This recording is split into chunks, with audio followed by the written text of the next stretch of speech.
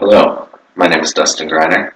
This is my week 6 informative speech, and today I'm going to be talking about how to paint an ice rink. Before we get started on ice rinks, there's two things you should know. Each ice rink either has a concrete floor or a sand-based floor. The concrete floor is just as it sounds. It has refrigeration pipes spaced in at about 2 inches apart at the most, and they run the length of the rink and back. And on a sand rink, you have the same type of setup with your refrigeration pipes, but you pour sand on top of it until you get a base layer. You spray some water on it and you make it all level. That rink is a little bit softer and more preferred by figure skaters. But yeah, every ice rink is either concrete or sand-based. And before you start painting your rink, you're going to want to turn on your refrigeration plant. And you're going to make sure that you have as much of the humidity out of the air as you can. And you're going to crank your ice down to about 17 degrees, 17 degrees Fahrenheit. And this is going to allow the water that you missed or the paint that you missed onto the ice to freeze very quickly, a flash freeze or a snap freeze.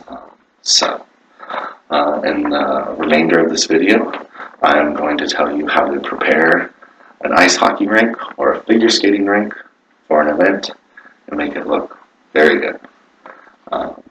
So, painting a rink, you first got to start with the base layers.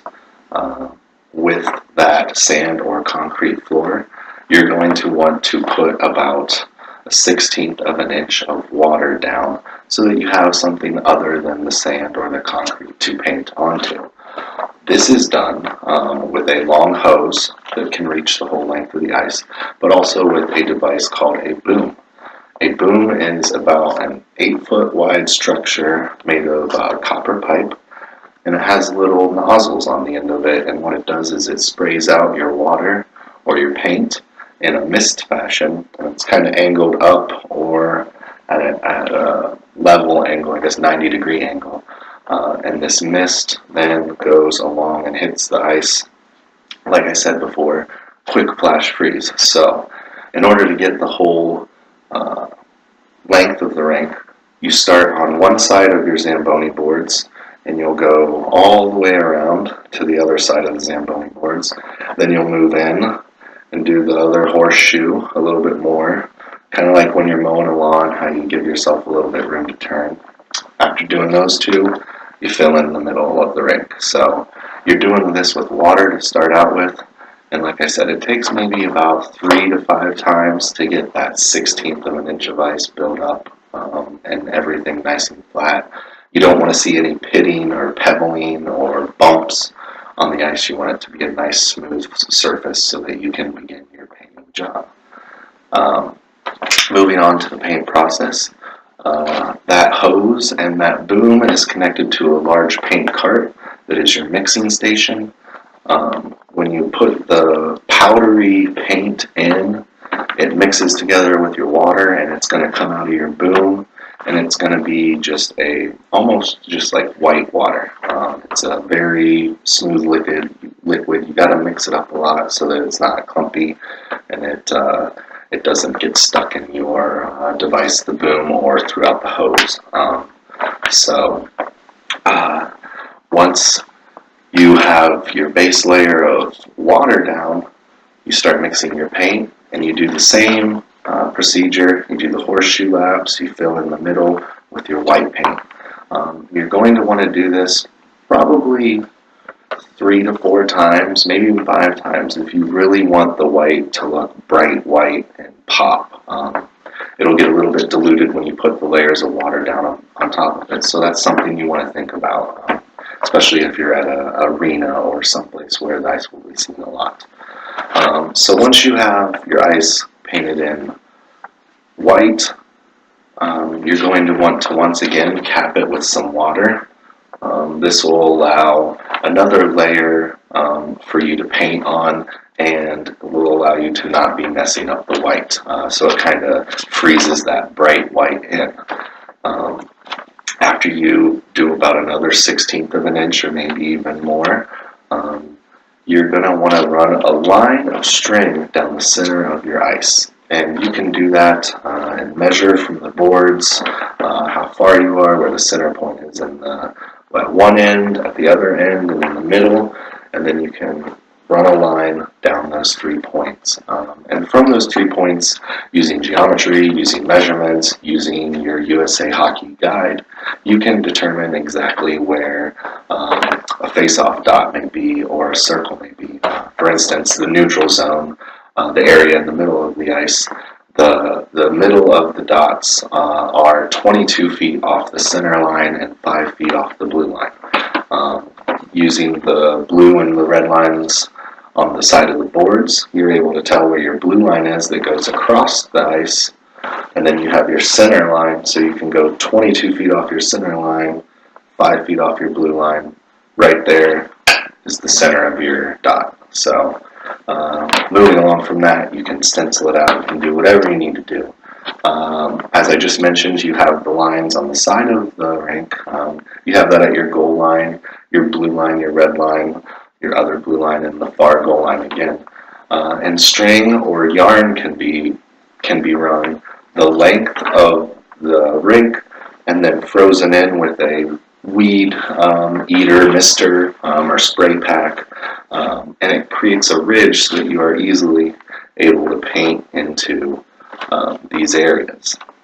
After that, you then can begin to move on to the logos. The logos are the fun part, they're the hard part.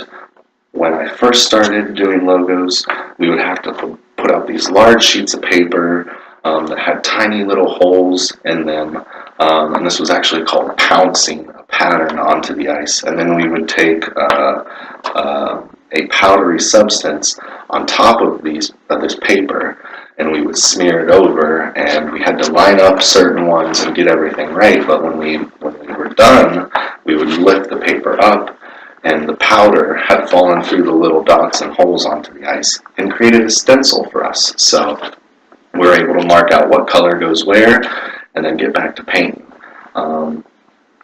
Thank God for technology. Nowadays, they have logos that can be printed off. It's a mesh material.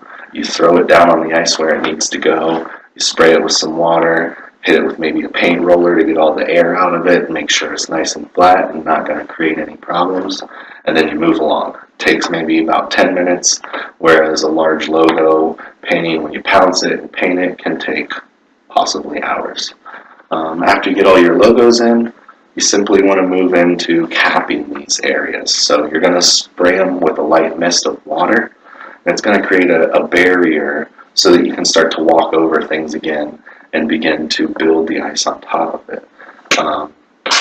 With your logos in, the final part of the process of painting ice is getting your inch up to where you want it to be. So whether it's an inch and a half, it's going to take a lot of time, maybe 15 hours, maybe 24 hours, or even more.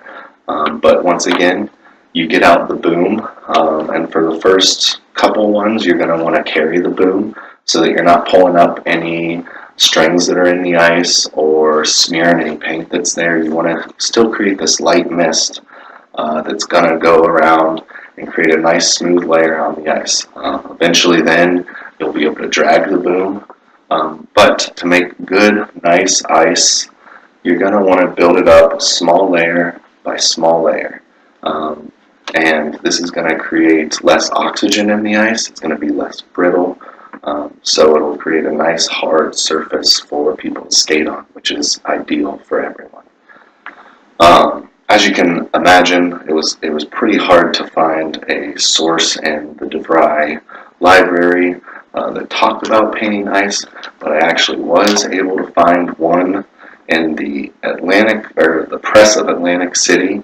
It's a newspaper article by George Landau, and he actually quoted Mr. Jacob Brandon and saying, "It's hard doing it in the cold, but it's a lot of bending. And at the end, it's it's fun to see the end result." I agree with that 100%.